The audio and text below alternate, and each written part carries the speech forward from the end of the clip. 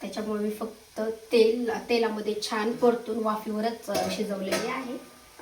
So आता ही छोट्या गॅसवरती काढून घेते आणि चपात्या करायला घेते.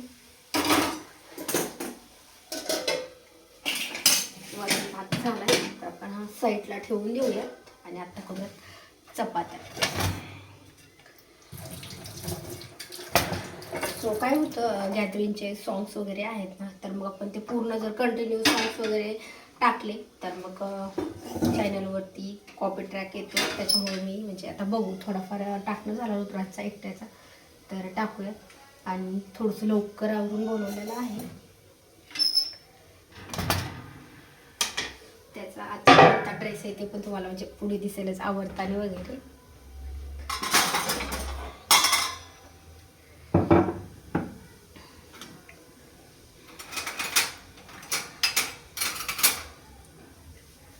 स्वयंपाक बनवता थोडेफार भांडे पडले, लगेच घासले ना, जास्त वेळ नाही लागत आहे.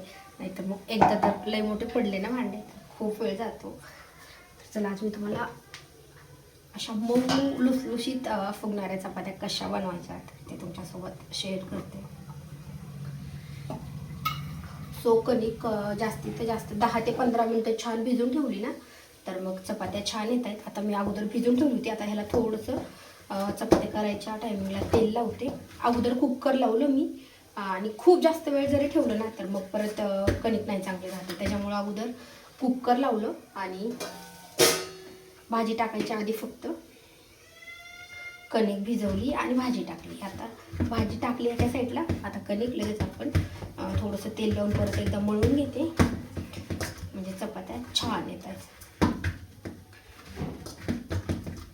मस्त कणिक भिजली आहे.